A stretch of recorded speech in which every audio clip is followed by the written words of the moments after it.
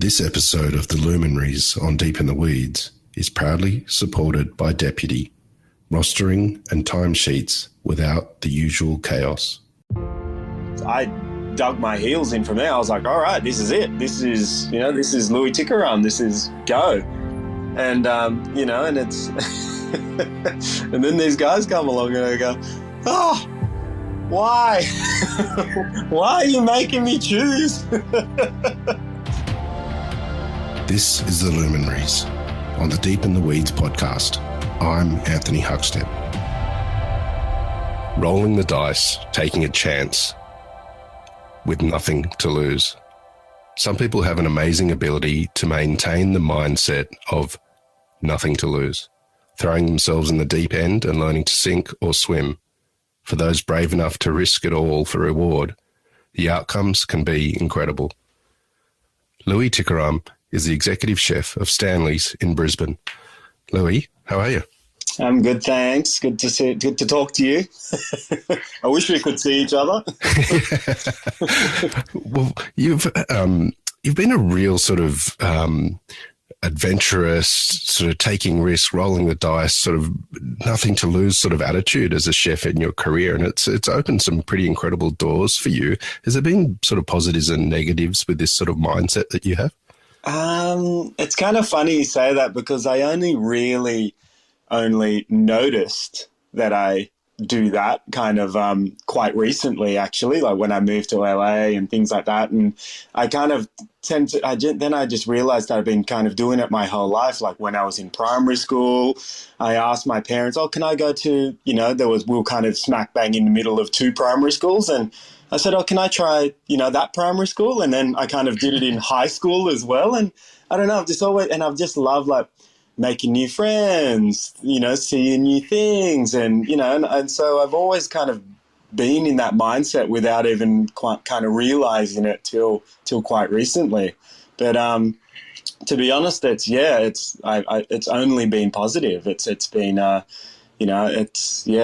can't really think of anything negative about it for sure. Well, even with that mindset, it does create challenges and hurdles and things that you need to overcome even once you step through that door. Take us back to when you were young. You grew up in northern New South Wales. What was it like for you, that sort of step into food? It was pretty amazing, and it's I started washing dishes, and that's really was my first step into a real restaurant. My grandmother's Fijian Chinese and my grandfather's Fijian Indian. So food was always a huge part of growing up, in the family. And, we lived in Mullumbimby in northern New South Wales, but would go back to Fiji a lot. And that's, I think, where I really appreciated food, where, that when we were in Fiji, there wasn't any TV, there wasn't anything to do. So food was everything. It was like I could wake up in the morning and smell my grandmother cooking already, and that was her, that breakfast, and she would cook lunch, then she would cook dinner, and then we'd clean up, and she would go to bed, and she would get up, and she'd do it the next day, and that was it. That was her, and that was for everyone to sit around that table and to talk and eat and share and that was the form of entertainment for the day and for the evening. Yeah. So, and another, and then I really, to be honest, I just started washing dishes because I needed the job.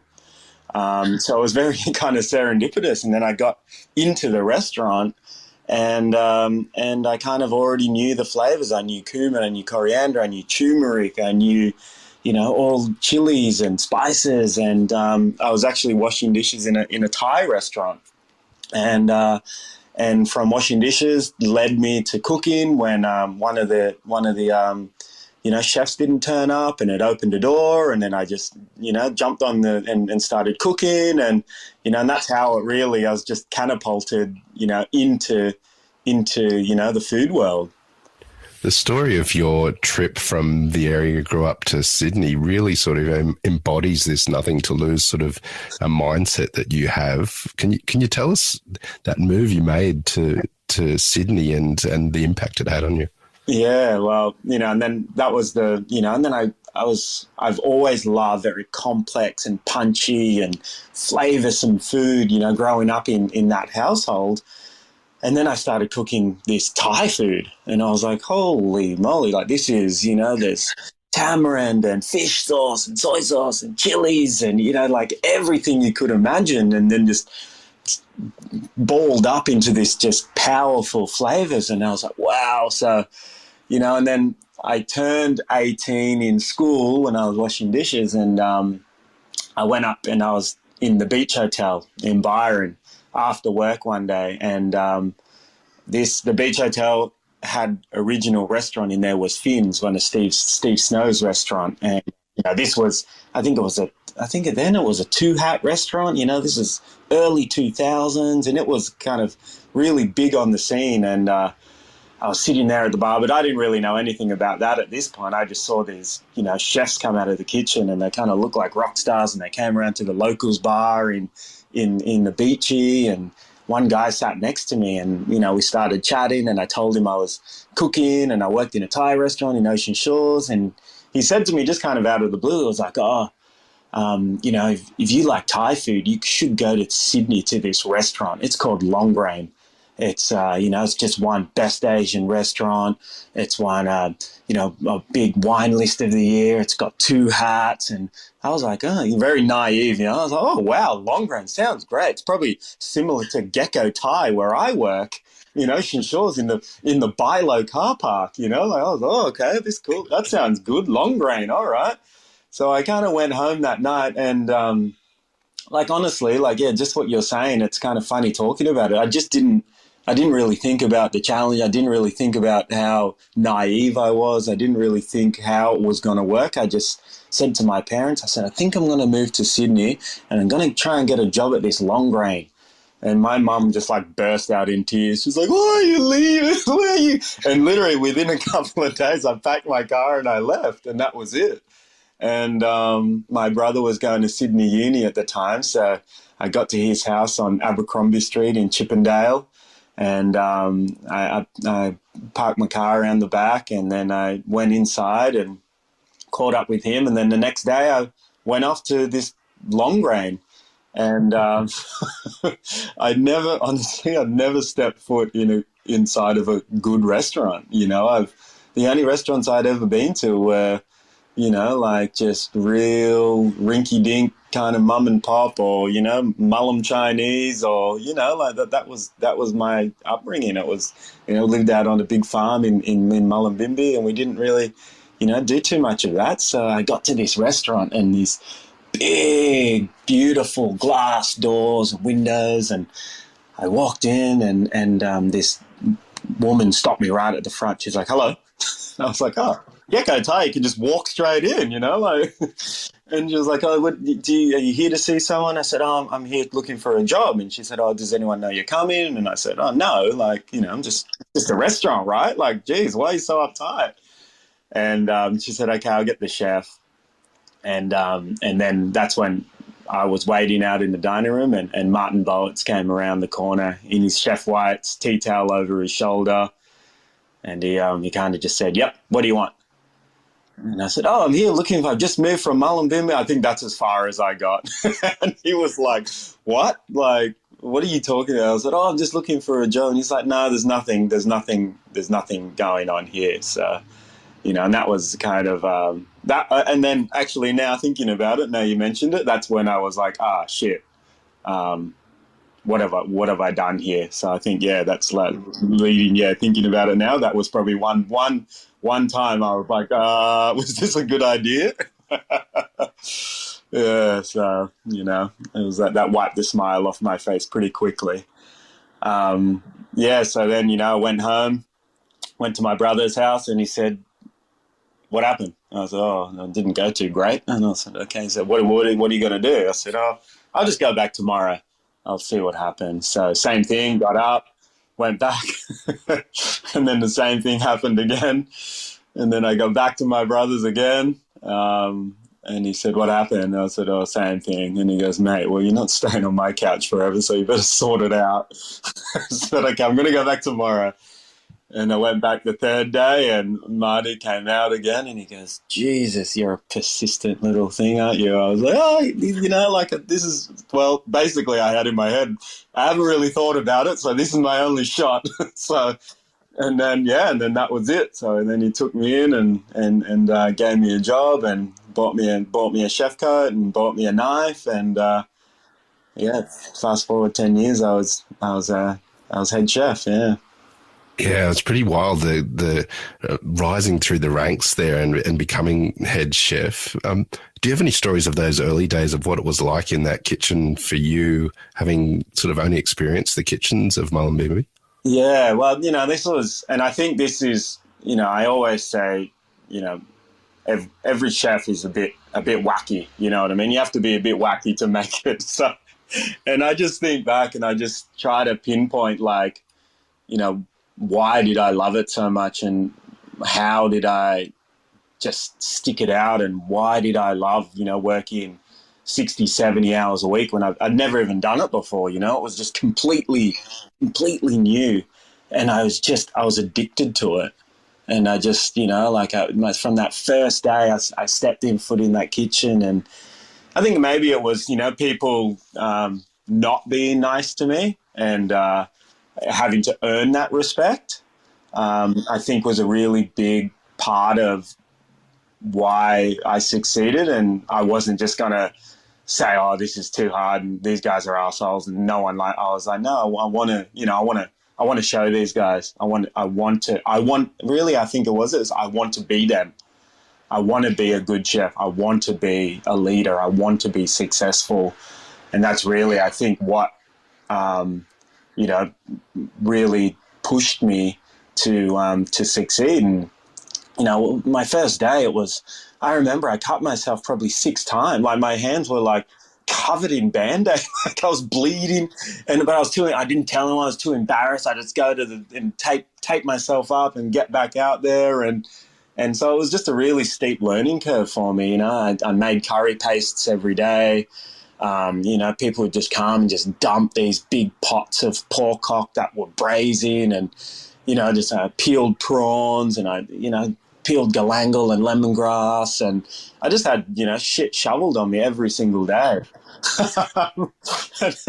And, you know, like, you know, and out the back with me, it's a pretty funny story, a pretty amazing story now to tell it, you know, this other fresh kind of, he was more experienced than me, but fresh to the country kind of bright-eyed and bushy-tailed chef next to me out the back in this room where we were just getting shit dumped on us was Luke Powell. And he had just moved from New Zealand. He had just moved from the lower Hutt in Wellington from New Zealand. And when I came back, it's a funny story, when I came back from chopping myself up 100 times, he saw it, you know, he saw me go and tape it up. I've never really told anyone this. And he looks at me and then looks at my fingers and he goes, oh boy, you give yourself the chop. And I was like, oh yes, nothing, don't worry about it, you know, like, and then from kind of that moment on, we were friends, you know, we've been friends ever since. And, you know, just looking at this guy, this cool guy, you know, he had knife skills, he could, you know, he's chopping his ginger, he was, you know, just had such swag and charisma and style, you know, and that's who I looked at, and I was like, oh man, this is like, I want to be one of these guys, you know, I want to be a chef, I want to be, you know, just one of these badass knife wielding kind of, you know, and I think that's what it was. I think it's the camaraderie and the friendship and the support, and you know, that really made me fall in love with the industry. I love cooking, I love flavors, and I love eating, but it was really the friendship and the support that I received in that kitchen that made me fall in love with it and made me want to become a leader and to one day pass that on to chefs under me as well. So that's kind of been my main goal, to put that feeling into young cooks and into young boys and girls, that, you know, to show them that you can make something of yourself, you know, like through this industry. The time that you spent in Sydney, there was a detour that you made with a couple of restaurants before coming back to being head chef at Long Grain, the likes of Tetsuya's. You've worked at Bentley, the original Bentley as well. Do you have any stories of the experiences you had with those? Bentley was, Bentley was the one that really, it was the one that really kind of took me to that next level, and that showed me the dedication and the passion that you need to be able to succeed in the Sydney food scene. You know, like when we opened, I'd only been working at Long Grain a couple of years, and I only knew Asian food because that was it. I went from Gecko Thai to Long Grain, and it was just, I knew how to toss a wok, and I knew curries, and I knew how to chop as fine as possible, you know, and that was kind of it, just knife skills. So then when I got to Bentley, it was quite difficult to cook, you know, European food, and to saute, and to, you know, like do all these different types of techniques, and slow braising, and stocks, and jus, and sauces, and purees, and, you know, so roasting, you know, we didn't roast anything at Long Grain. So it was, that was, you know, if that back room at Long Grain was hard, like Bentley was much harder. It was a very, very small team. It was a very intense environment with such a small team, one person, one section, lunch and dinner. If you fell behind, or if you messed up, it was the whole kitchen and the whole reputation of the restaurant would go down, you know, and that was, you know, that was the responsibility that was put on us. And that's when I became really good friends with Dan Hong. He was the sous chef, and we had a lot in common. We loved basketball and hip hop and skateboarding, and you know, like we did a lot in common. And I don't know why he took to me, because I was such a kook in the kitchen. But he knew. I think the thing is, he knew I cared, and he knew I wanted to do better, and he supported me a lot in that kitchen, along with Brandt and the other chefs. But, you know, and that's when I think he could tell, and I did. I improved. I ended up, you know, he won the Josephine Pinille Young Chef of the Year, and he went to New York to stage at WD50. And when he left, I took over sauce section, and that was a massive achievement for me. That was a big. I never thought, walking in that kitchen, I never thought I was ever going to take over that section. And when he won that, and he went on his trip to stage, I took over, and I just went hell for leather, and I really wanted to make sure I could succeed and you know, keep the section afloat while he was gone. You've worked with some incredible chefs in your time. What was it like in the brigade at Tetsuya's? Oh, that was pretty amazing. That was, you know, that was cool. And then from Bentley, I went to, you know, that's me and Luke staying in touch. Luke was the sous chef at Tets. And I always wanted to travel the world. Like, traveling the world was my, you know, I probably saved the first $10 my grandfather ever gave me as a kid to one day be able to just travel. And I knew I had to get, you know, a international name under my belt if I wanted to go to New York and Barcelona. And I knew Tets at this time. Tets was the fourth best restaurant in the world. And I knew Tets was, you know, the one that could, you know, hone my skills in that really refined style of cooking. I've only cooked really kind of slam bam, you know, crazy services, you know. So I knew that was the one that could teach me consistency, and so I joined the team at Tets, and that was just amongst, you know, some of the, you know, now in the Australian food scene, some of the, you know, the top chefs, you know, that have just been before me or been after me or during my time there, you know, like Dan Puskas and Phil Wood and Mikey Clift and Luke Powell and Darren Robinson and Dan Pepperell and Hongi and Jow and, like everyone, So that was kind of almost like, Thomas Lim, who's in LA now, we all passed through there, and it was quite cool. It was quite cool to be a member of one of those, just one of those main veins in the Sydney dining scene. You had the Rockpool guys, you had the Tets guys, you had the Bank and the Bacass guys, and it was quite cool to be finally in one of those crews. So and that was an amazing experience as well, and really take so many skills I learnt from there. Now even running Stanley, just the consistency and the first dish is just as perfect and just as refined as the last dish. At the end of the night, and it's good. It was a good slap in the face for me. I feel like working there with a big team as well.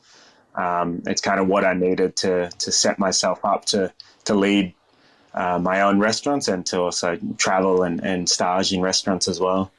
How did you end up back at Long Grain in the role as head chef? That was a pretty funny story. There were lots of funny stories. So after TEDS, I set off and I went and I did travel. I did everything I wanted, and I was gone for 2 years, and I worked in New York and Vancouver and traveled around and traveled through Europe and Southeast Asia.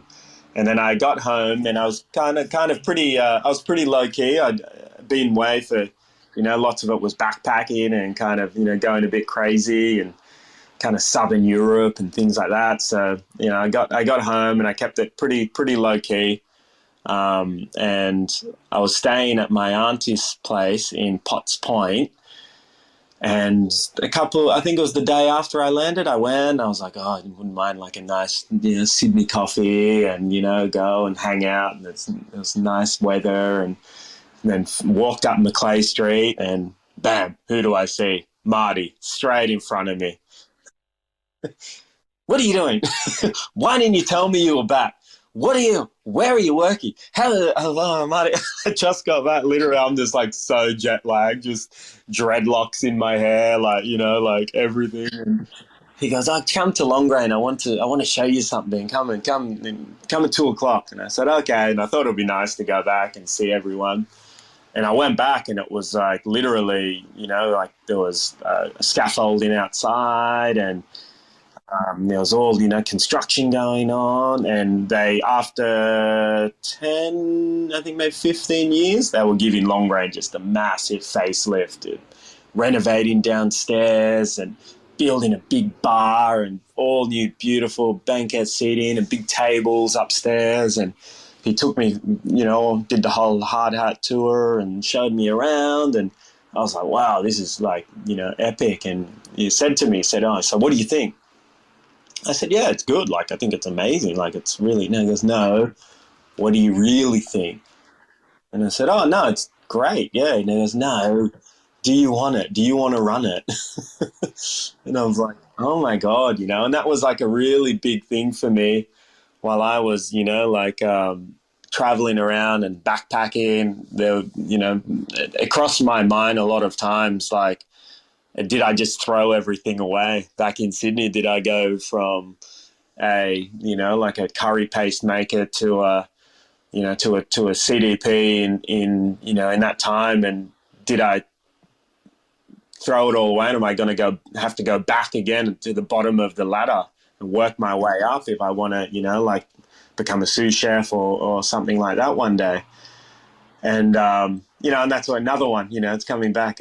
You're making me think like, that's another one. I just threw caution to the wind and I kind of thought it'll all work itself out. But I wouldn't be back. I wouldn't have hated going back and going on the section and working my way back up. But I did it and I came back and, and that's what I was thinking. And then Marty to just say, do you want to be a head chef? Like within 8 hours of being back in the country, was just, it was just an amazing. I just got, goosebumps and shivers down my spine, and literally the next day I suited up and I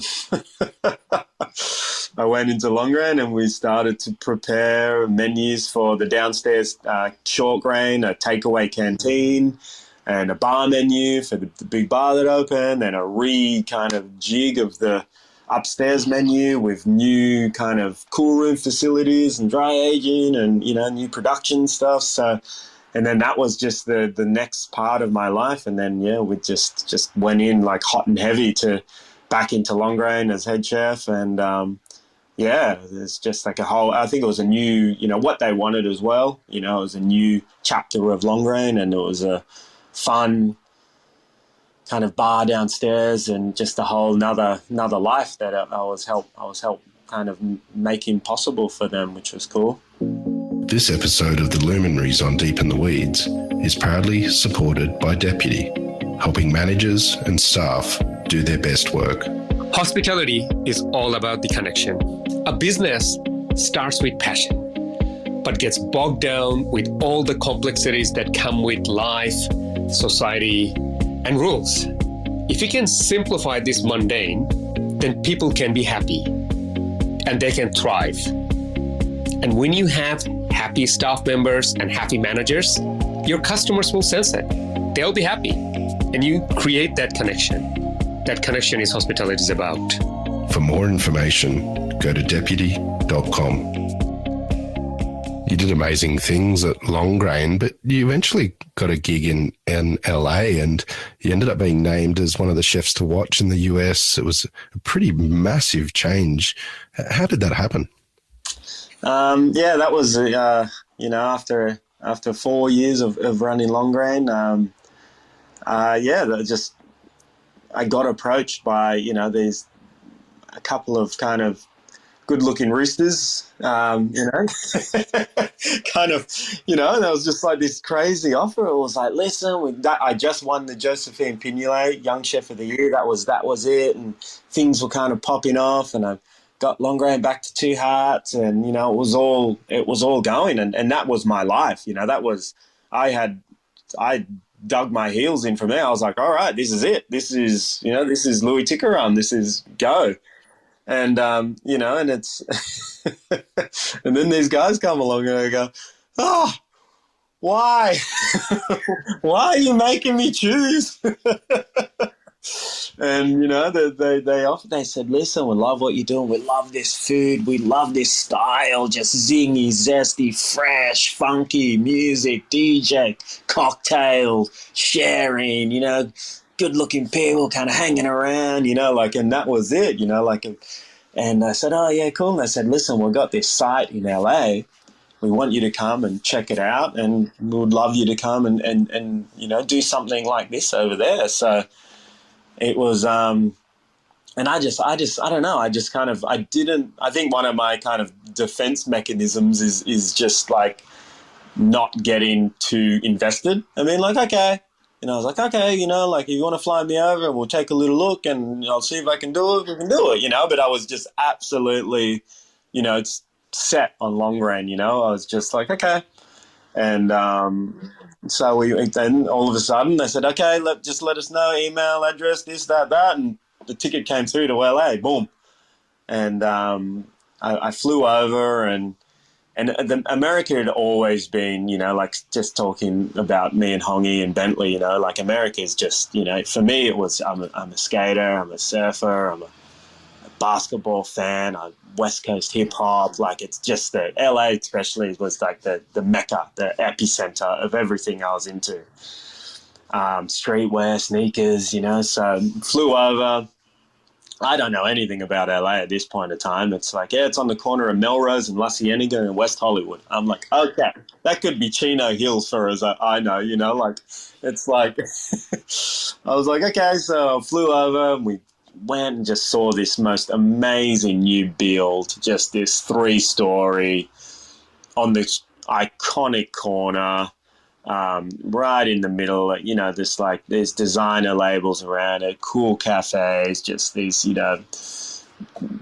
high-end, like luxury cars rolling around, just celebrities and paparazzi on the street and this. Yeah, and it was just like, oh, wow.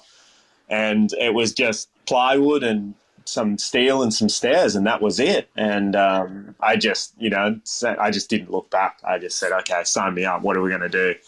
I went around and yeah. So, I came back. I signed this contract. I came back, and then I was just like, so we just got married. We just bought this apartment in Sydney. I was a head chef. Everything was just, like going in this kind of, amazingly dreamy kind of direction of my life. And I got back and I said to my new wife, and I said, I signed a contract for us to move to LA. So what?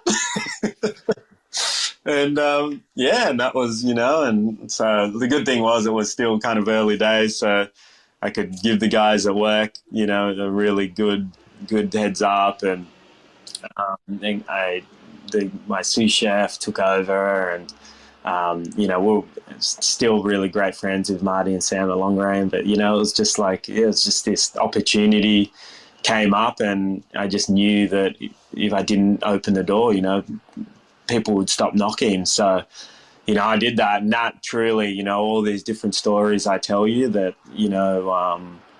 this helped me and this kind of got me places, and that changed my life. Where that move really changed my life, changed everything. That move was massive, and opening that restaurant and the success of the restaurant and everything that kind of came with it. That was the pivotal turning point. Yeah, for sure.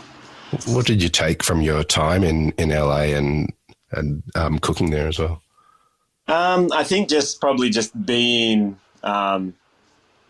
just kind of being cooking and just being myself. I feel like that was probably what I did in LA the best, and really what I didn't change, and was actually ended up, even though people thought it was a stupid move or it was a move that was destined for failure, actually set me apart from all the other restaurants and all the other styles of cuisine and food and service that ultimately then shined a spotlight on our restaurant and made it, one of the busiest restaurants in West Hollywood. So I just think, I said to someone when I was over there, I was like, I'm not going to move halfway across the world from a job I loved, from a team I loved, from a restaurant I loved, from a life I loved, to not cook the food that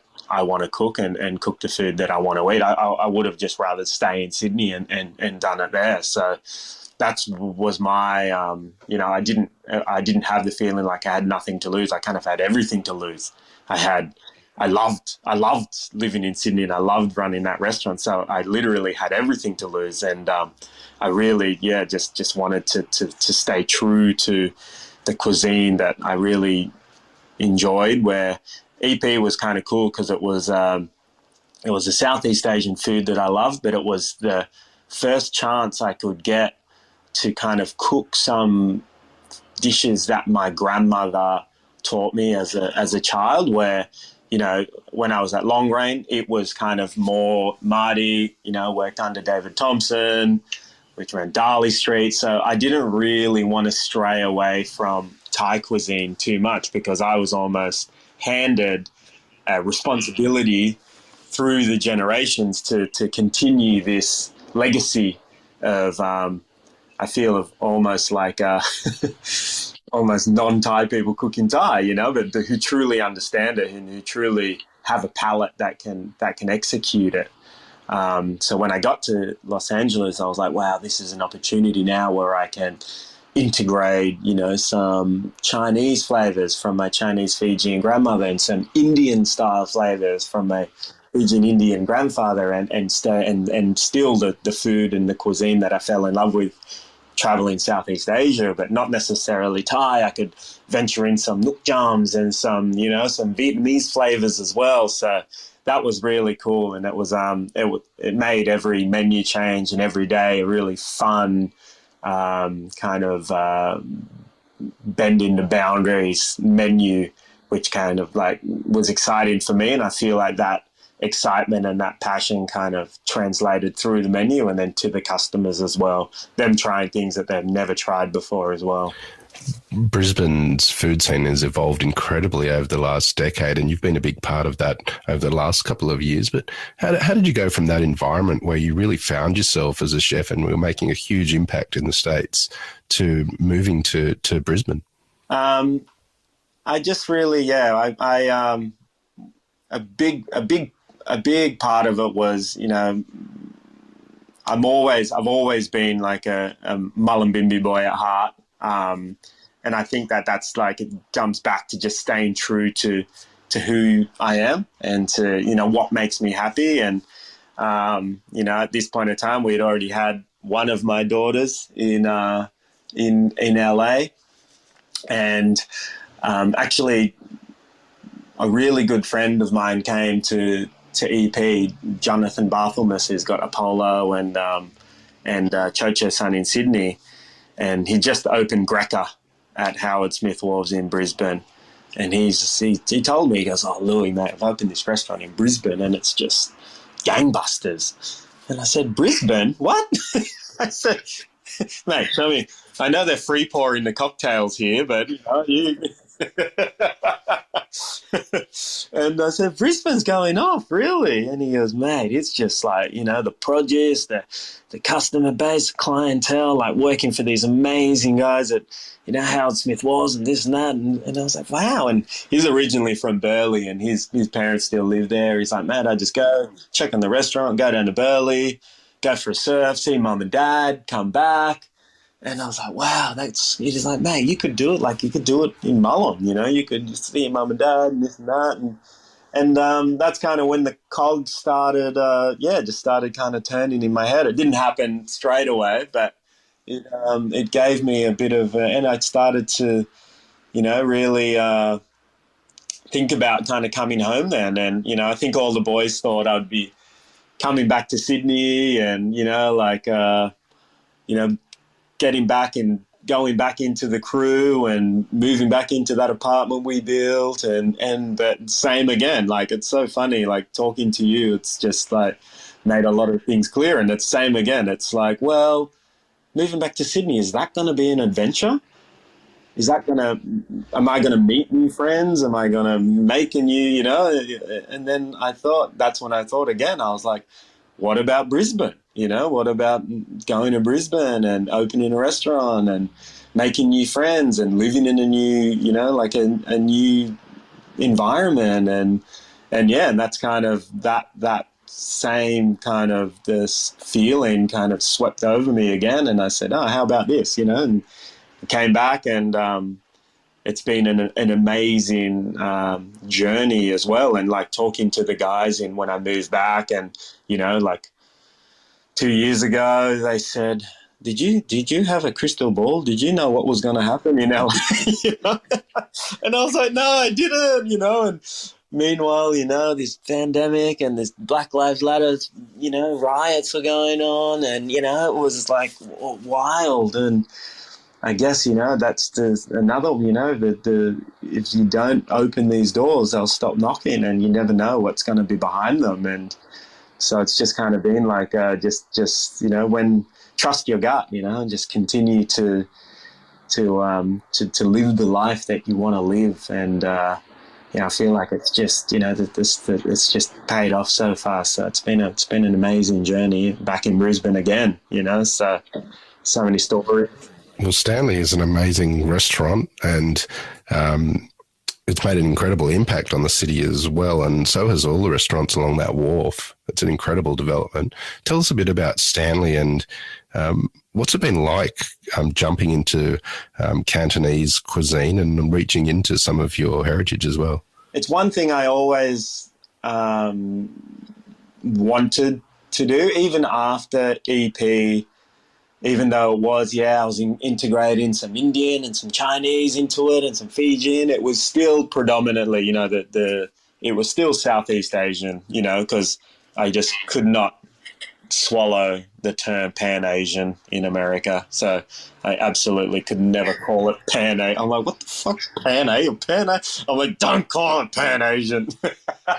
So it's still, Southeast Asian. And I really love, I think maybe I took this from admiring Hongi's work, where he's never like painted himself into a corner of cuisine, where sometimes, working at Long Grain and Marty was an amazing Italian chef. He's he can cook German food. He's like, he worked in Tuscany, he can cook some serious European food, but he's the Long Grain chef, so he's the Thai chef, so it was kind of, I always wanted to, not that that's a bad thing, but I was like, maybe I should try to, really extend my repertoire of cuisine, and that way I can, ping pong between a lot of, I fell in love with Mexican food when I was in LA, and that's something I still want to do. So I was like, I need to kind of like really try to figure out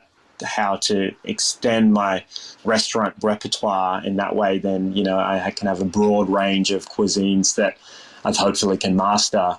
And this site in Brisbane was, without even doing anything, it looked like a traditional Cantonese restaurant on Stanley Bay in Hong Kong. It was an old water police headquarters with a terracotta roof and, all the beautiful architraves, and very colonial. And, people come down and go, wow, you made it look like a traditional Chinese restaurant, but that's it, and right on the water, you're looking towards the city. And this restaurant, it was just, mate, if it wasn't a Cantonese restaurant, oh my God, I don't know, what you would look at it as. But, and then I came and I met with the owners, and they were completely, psyched on a Cantonese restaurant there. And I was just like, mate, if we don't do it, it's this opportunity will never come again. So, working with this amazing team, and, it was just such a considered and beautiful restaurant. One of the owners owns a construction company, so he fitted the whole thing out, working with amazing designers, and truly was the dream restaurant and the dream kitchen to thankfully open at least once in my life. Just no expense spared, and just this unbelievable. I still walk in every day, and it even doesn't matter how busy we are or how crazy it is or how much of a hectic day I have ahead. I sit in that restaurant and I have a coffee, and it's like, oh man, things are good. Things are all right, So yeah, it's been cool, and it's a beautiful, beautiful restaurant for sure. Mentoring and looking after the next generation is a real feature of what you do, even though you're still so young yourself. But the last 2 years have been pretty challenging. How have you kept your team motivated and on top of everything, and interested in a career in hospitality?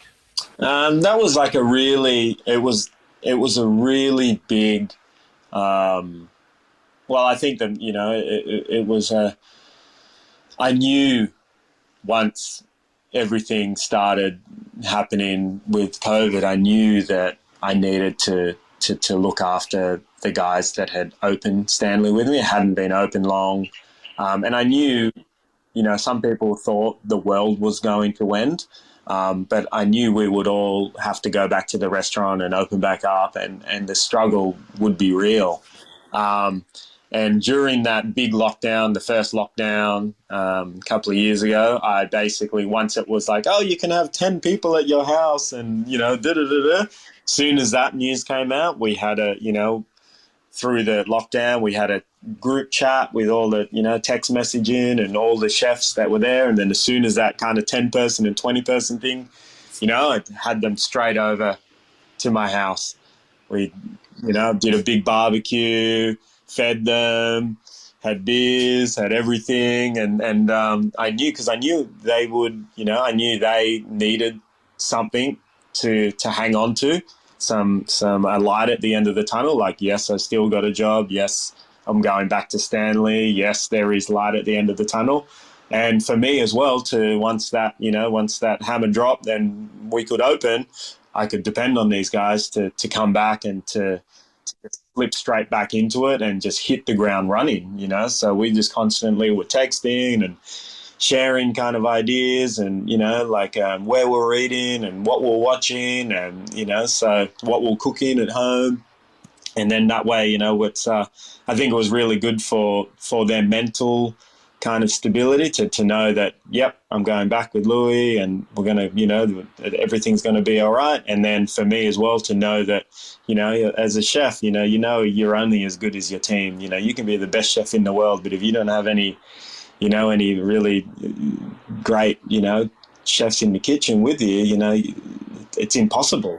So that was always at the back of my mind. And just like we thought, it opened and then we just hit the ground running and opened back up. And, I think it's just kind of like that first day when I walked into Longrain, if Marty didn't take me under his wing or, welcome me with open arms, and Luke Powell in the back kitchen, like maybe I wouldn't be where I am today. So I feel like it's my duty and my responsibility to be able to pass that on to young chefs and young cooks and young kitchen hands in my team to be able to maybe hopefully change the trajectory of their life for years and years to come.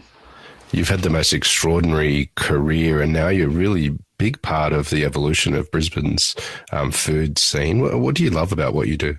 I really love the just kind of the connection to everything, and that's why Cantonese food's been a pretty amazing experience. And cooking Cantonese food in Brisbane is, I think it's almost like a match made in heaven, where just using this amazing produce, amazing seafood, amazing farmers, amazing Asian vegetables, and supporting and connecting with all the produce that's in this area, like I'll use beef from Stockyard, and I've become really amazing friends with the whole Hart family who are, generations of beef farmers out in Toowoomba, and another, amazing kind of Asian grocer producer, Michael from Tai Hoa, who his kids just kind of ended up being exactly the same age as my kids, and our wives get along, and we go out to the shop and he supplies me all of my, Asian groceries, and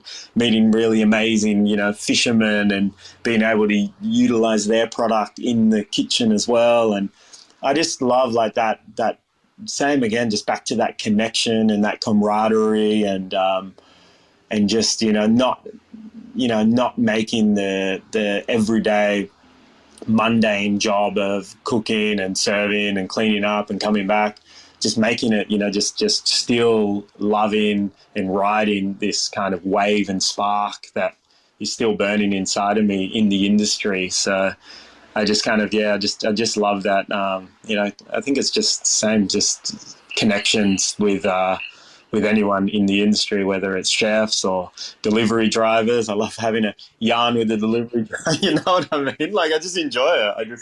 I just truly still enjoy being in the kitchen. So it's nice. I still love it. Well, mate, I love catching up with you for a chat. It's always entertaining. You've always got a story to tell. We've loved having you on the Luminaries on Deep in the Weeds today to hear just a little bit of your story. Please keep in touch and we'll catch up again soon. No, absolutely. It was great. Nice to chat for sure. This is the Deep in the Weeds podcast. I'm Anthony Huckstep. Stay tuned as we take a deep dive into the lives of the incredible people who ply their trade in the food and hospitality sector. Special thanks to executive producer Rob Locke for making this all happen. Follow us on Instagram at Deep in the Weeds Podcast, or email us at podcast@deepintheweeds.com.au. Stay safe and be well.